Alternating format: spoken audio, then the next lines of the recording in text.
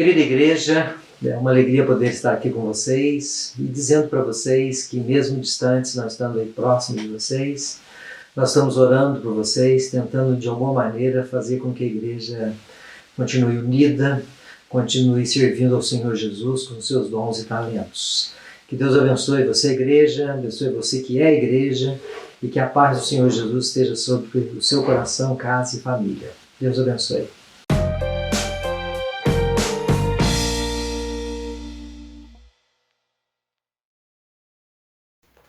Olá, saúdo você com a graça e a paz do nosso Senhor Jesus Cristo. Que Deus abençoe a sua vida nesse momento de culto, de adoração, nesse momento em que vamos meditar na sua santa palavra, que o Espírito Santo de Deus mova em seu coração, que o Espírito de Deus nos aquiete nesse momento, para que possamos ouvir a voz do Senhor. Nesse estudo bíblico, eu quero falar ao seu coração uma temática que, em meio a esse tempo de crise, Deus colocou no meu coração, e a temática é fé em Deus em dias de crise. E eu convido a você a abrir sua Bíblia no primeiro livro de Reis, capítulo 17, verso 1. Primeiro livro de Reis, capítulo 17, verso 1. E a palavra do Senhor nos diz: Então Elias, o tesbita, dos moradores de Gileade, disse a Acabe: Tão certo como vive o Senhor, Deus de Israel, perante cuja face estou, nem orvalho, nem chuva haverá nesses anos, segundo a minha palavra. Pai, nós rogamos para que nesse momento o Senhor venha falar aos nossos corações, aquietando-nos, ó Pai, para que tudo aquilo que nós temos ouvido em termos de crise, em termos de más notícias, eu rogo, Deus, para que nesse momento nós atenhamos aquilo que o Senhor quer falar ao nosso coração por meio da Tua Santa Palavra. Que Teu Santo Espírito, ó Deus, esteja nos quebrantando, nos moldando e nos levando ao conhecimento dessa mesma palavra. Me coloco em Tuas mãos para que o Senhor faça em mim e através de mim e apesar de mim tudo o que o Senhor tem destinado por meio da Sua palavra. É no nome de Jesus que nós oramos. Amém. Os dias que nós estamos vivendo são dias difíceis.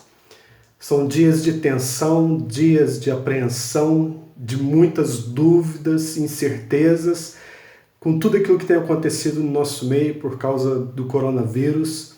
E isso tem gerado um pânico, uma pandemia em vários estados, em várias cidades, em várias nações. Não é uma coisa limitada apenas a nós aqui, mas nós com certeza estamos sofrendo um impacto, e isso tem gerado em nós muito medo do que vai ser o dia de amanhã, por quanto tempo essa crise vai durar, e o que nós podemos fazer em meio a tudo isso, em que somos chamados nesse momento, a ficar reclusos em nossas casas, saindo para fazer apenas o essencial e retornamos para casa, e a gente vê muitas pessoas tensas, muitas pessoas se deixando levar pelo temor, muitas pessoas também se deixando levar pela ansiedade, não sabendo mais o que fazer nesses momentos. E eu convido a você então a prestar atenção no que Deus tem a falar conosco através desse texto, porque foi também num momento de crise em que a nação de Israel passou, em que o profeta Elias ele é levantado por Deus a apregoar a sua disciplina contra Acabe, rei de Israel. E eu quero voltar apenas um pouquinho no contexto histórico para que a gente possa entender o que Deus quer falar conosco nesse capítulo 17 de primeiro livro de Reis. No capítulo 16 de primeiro livro de Reis, os versos 30, 31 e 33, a palavra de Deus escreve por que ele levantou Elias, porque essa disciplina veio não somente a Acabe, mas também a todo o povo e nação de Israel. E a palavra de Deus nos diz assim, versos 30, 31 e 33. Fez Acabe, filho de Onri, o que era mal perante o Senhor, mais do que todos os que foram antes dele. Como se fora coisa de somenos andar ele nos pecados de Jeroboão, filho de Nebate, tomou por mulher a Jezabel, filho de Etbaal, rei dos Sidônios, e foi e serviu a Baal e o adorou. Também Acabe fez um poste ídolo, de maneira que cometeu mais abominações para irritar o Senhor, Deus de Israel, do que todos os reis de Israel que foram antes dele. Então a gente vê que Acabe casa então com Jezabel. Jezabel, ela adorava Baal, e com isso certamente também a gente acabou de ver aqui que o rei Acabe fez o mal perante o Senhor, e ele cometeu mais abominações do que todos os outros reis que o antecederam.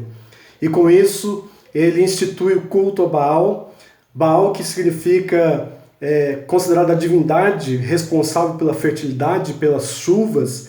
E agora Elias é levantado aqui no capítulo 17, e a palavra que ele vai trazer é exatamente em cima da onde que Baal era considerado forte. Ele era responsável pela fertilidade, ele era responsável pela agricultura, pelas chuvas, e agora a gente vê Elias sendo levantado, e Elias vai falar exatamente, como nós vimos aqui no capítulo 17, a ordem que o Senhor dá a Elias para que ele fosse até Acabe. E o que Elias faz, a mensagem que ele traz da parte do Senhor é exatamente essa. Tão certo como vive o Senhor Deus de Israel, perante cuja face estou, nem orvalho, nem chuva haverá nesses anos, segundo a minha palavra.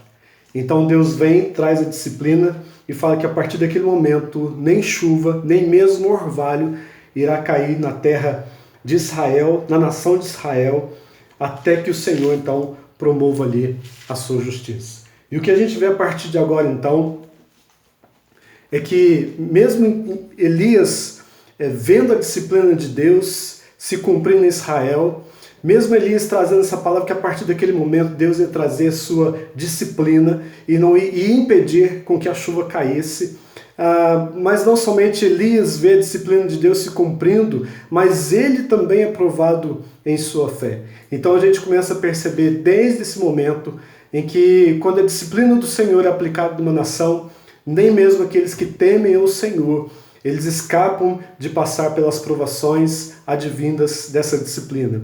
E o que nós vemos então a partir de agora é que a fé de Elias ela é testada de acordo com o avanço da crise. Nós vamos perceber que há um crescente no texto. Eu quero dizer desde o momento que eu não vou me ater aos detalhes desse texto. O capítulo 17 ele é muito rico em detalhes, mas eu quero trazer aqui uma visão panorâmica, uma visão geral do que está acontecendo aqui no capítulo 17, destacando apenas os pontos principais, para que a gente possa entender como que eu e você, nós podemos lidar com a fé em meio a essa crise toda que nós estamos vendo. E a gente já está vendo aqui que Elias foi um grande homem de Deus, e nem por isso Deus o salvou e impediu dele passar pela crise. Ao contrário, é exatamente na crise que o Senhor vai gerar no seu coração, na sua vida, no seu ministério, um crescimento muito grande. E a gente vê então a partir de agora os estágios de fé que Elias passa de acordo com que a crise vai se avançando. E o primeiro estágio da fé que Elias passa, ele é alimentado por corvos. Capítulo 17, do verso 2 a 6, a palavra de Deus então descreve como que Elias lidou e como que Deus também fez para agir nesse momento de crise em que toda a nação de Israel estava passando, inclusive o profeta Elias. E a palavra de Deus diz assim, no capítulo 17, dos versos 2 a 6, veio a palavra do Senhor dizendo, retira-te daqui, vai para o lado oriental e esconde-te junto à torrente de Querite, fronteira ao Jordão. Beberás a torrente, e ordenei aos corvos que ali mesmo te sustentem. Foi, pois, e fez segundo a palavra do Senhor. Retirou-se e habitou junto à torrente de Querite, fronteira ao Jordão.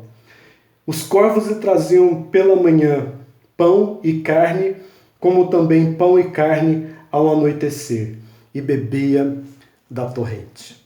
Quando Deus traz então a ordem que Elias ia falar a Acabe, o Senhor mesmo direciona o coração de Elias e fala para ele, retira-te daqui e vai, e esconde junto à torrente de Querite, e ali o Senhor passa a sustentá-lo. Então a gente vê que nesse momento em que a crise começa a assolar, o Senhor retira o seu servo para um lado, para a torrente de Querite, e ele deu ordens. A palavra de Deus diz aqui no versículo 4, ordenei aos corvos que ali mesmo te sustentem. Então, tanto pela manhã quanto na parte da tarde, no final da tarde, a palavra de Deus diz que os corvos traziam pão e também carne, e ele bebia da torrente para se sustentar. O primeiro estágio, então, da fé de Elias é que ele tem que se deixar levar. Eu penso, quando eu penso nessa imagem, eu fico pensando como que deve ter sido para ele. Alguma coisa nesse momento, nesse sentido, ele vê pássaros trazendo em seu bico a carne e o pão, e ele ali se alimenta, ele se fortalece, a cada dia Deus vai sustentando e ele vai bebendo da torrente. Isso mostra, queridos, que não importa o meio, mas nós temos que agradecer a Deus sempre pela sua providência. Não importa a forma como Deus vai sanar as nossas necessidades. O importante é que Ele está atento, Ele é o Deus da providência e certamente, assim como Ele sustentou aqui o seu servo, Ele há de sustentar a cada um de nós. Mas a palavra de Deus diz que quando tudo parecia bem, quando Elias então está ali satisfeito, se deu por conta que naquele momento ali ele está sendo sustentado, a água mata a sua sede, o pão e a carne mata a sua fome, mas a palavra de Deus diz no capítulo 17, versículo 7, que a crise se agravou um pouco mais. E a palavra de Deus diz assim, mas passados dias a torrente secou, porque não chovia sobre a terra. Eu fico pensando que a torrente não secou da noite para o dia. Com o sol escaldante, a seca foi chegando, a seca foi se agravando, e de repente ele vai percebendo que aquela torrente ela foi secando, foi diminuindo o seu volume, até que por fim a palavra de Deus diz que ela secou completamente. A crise ela se agrava um pouco mais. E agora Elias é levado ao segundo estágio da sua fé, quando Deus mais uma vez direciona o coração de Elias para que ele fosse agora para uma cidade e lá ele seria sustentado por uma viúva pobre. Capítulo 17, os versos 8, 9, 14 e 15, a palavra de Deus nos diz assim: Então lhe veio a palavra do Senhor dizendo, dispõe-te e vai a Sarepta, que pertence a Sidom, e demora-te ali, onde ordenei a uma mulher viúva que te dê comida. Versículo 14 e 15, a palavra de Deus diz assim, porque assim diz o Senhor Deus de Israel, a farinha da tua panela não se acabará, e o azeite da tua botija não faltará, até o dia em que o Senhor fez chover, foi ela e fez segundo a palavra de Elias, assim comeram ele, ela e a sua casa muitos dias.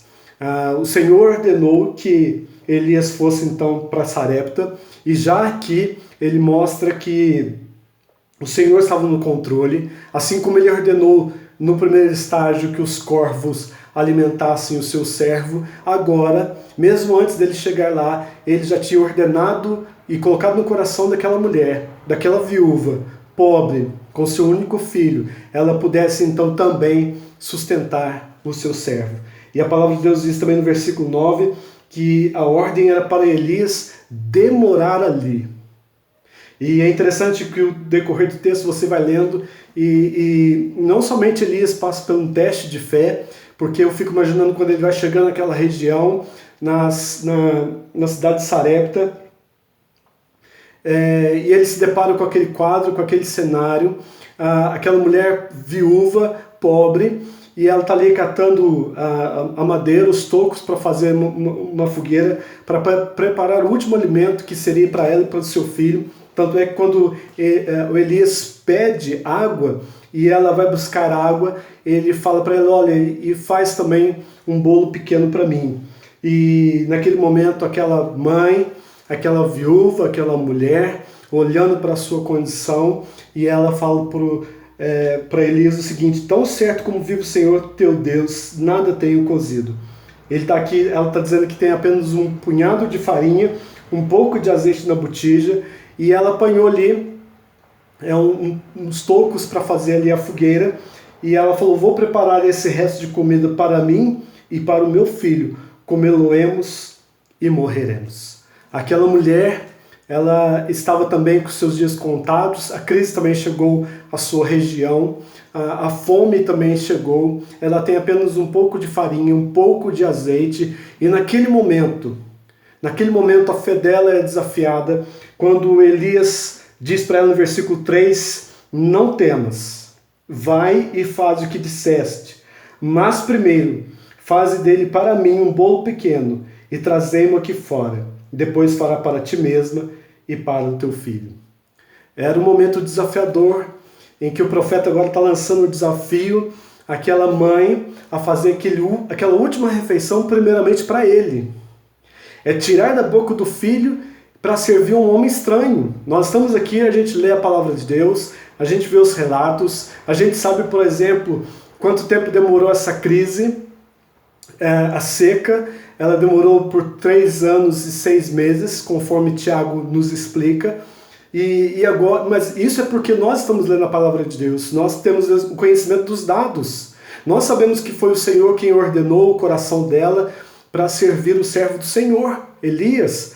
Mas aqui é Elias se deparando com a situação, é Elias chegando naquele cenário, vendo que ela só tinha a última farinha, o último punhado de azeite, e ela teria que fazer aquele último bolo, primeiramente para ele. E depois ele serviria a ela e a seu filho.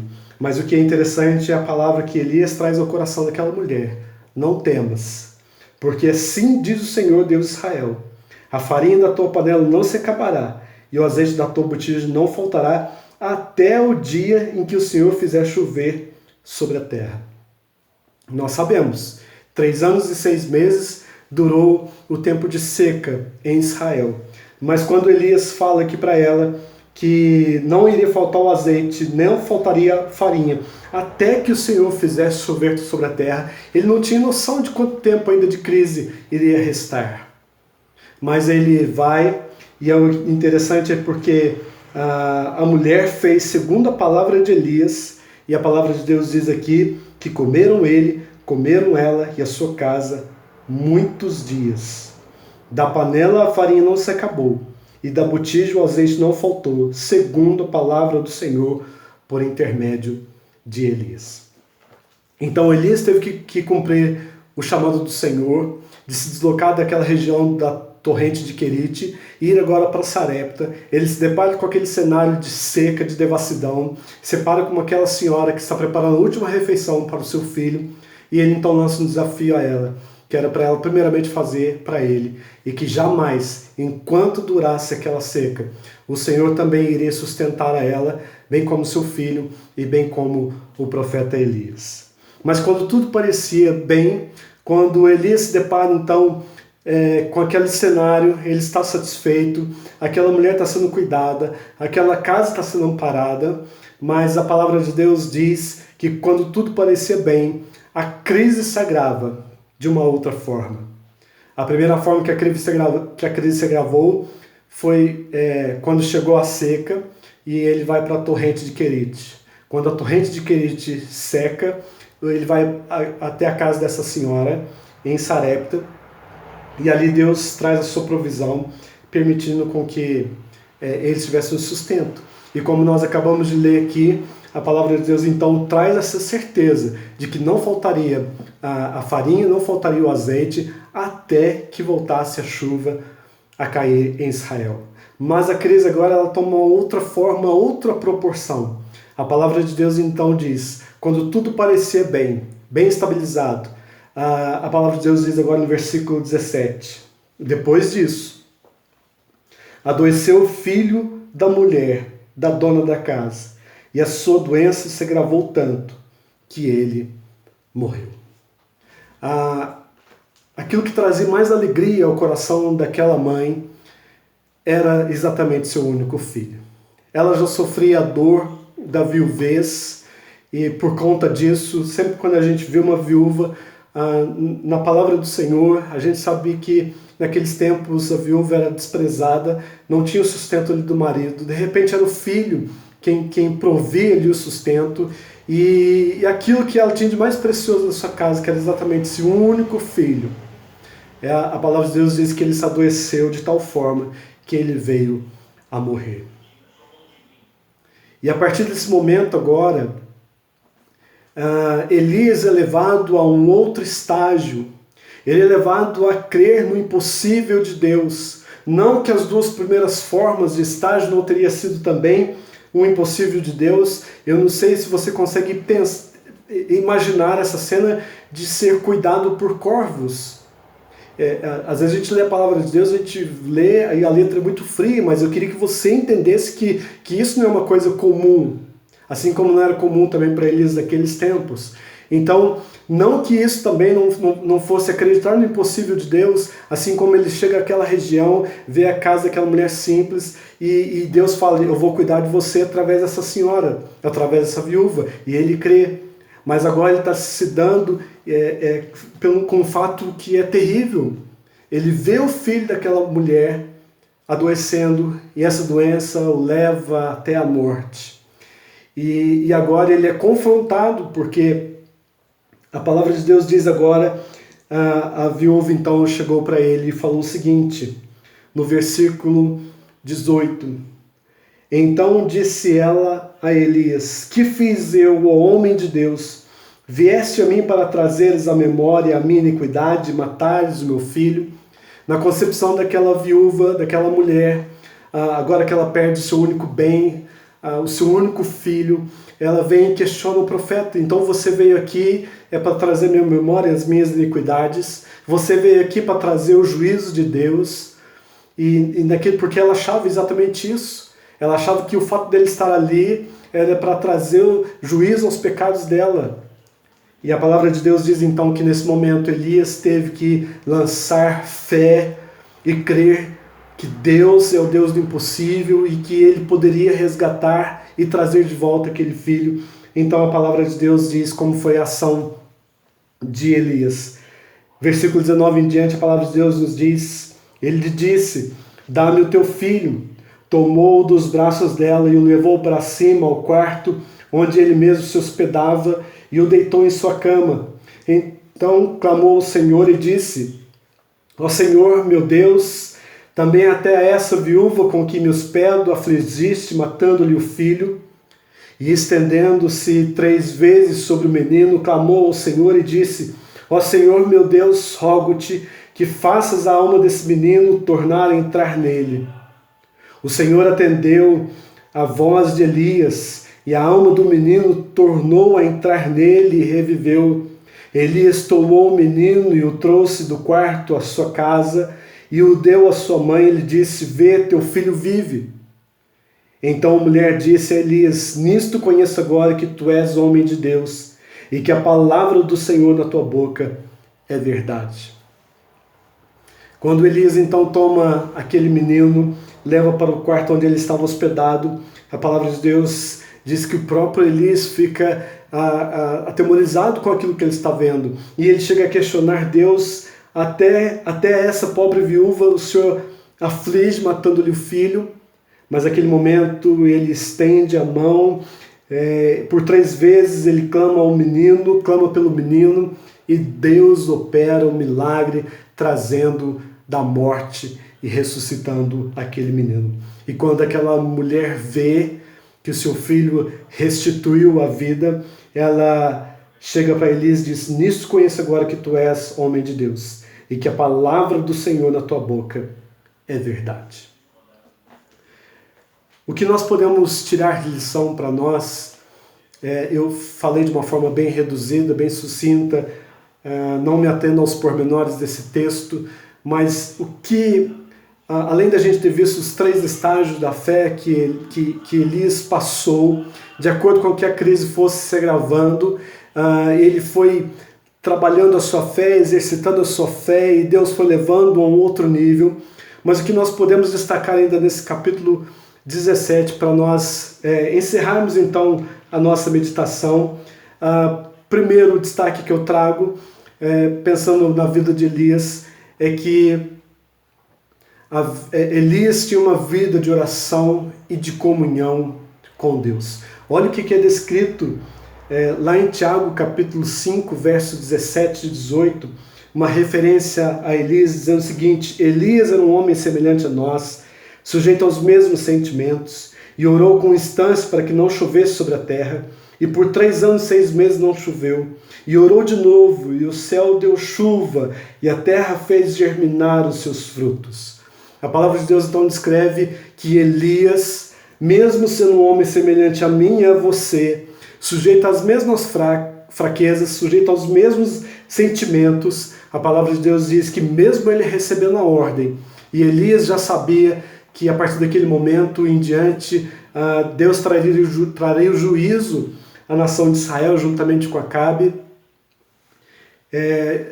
bloqueando por 3 anos e 6 meses a chuva, mas nem por isso ele deixou de orar.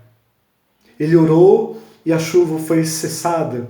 Então eu quero dizer para você que em tempos de crise, eu e você, nós precisamos ter uma vida de oração e uma vida de comunhão com Deus. Esse não é o momento, por mais que a gente tente amenizar, mas esse não é um momento de desespero. Esse é um momento principalmente para nós como povo de Deus, a cada vez mais aproveitar esse momento de reclusão, aproveitar que de certa forma está tudo parado. Então, se você está em casa, ou se você de alguma forma tem exercitado o seu trabalho, mesmo que limitado, eu preciso dizer para você que nós vamos vencer essa crise se nós tivermos uma vida de oração e uma vida de comunhão com Deus. Segundo ponto que eu quero destacar nesse texto é a dependência que Elias tinha para com Deus. A gente vê que por causa da comunhão que ele tinha com Deus e por meio da oração, então também em todos os estágios ele precisou aprender a depender de Deus.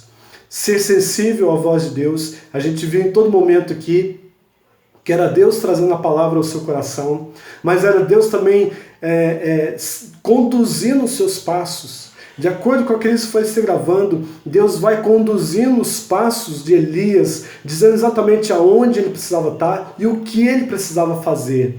Então a gente vê aqui que Elias era um homem que tinha a sua dependência plena em Deus.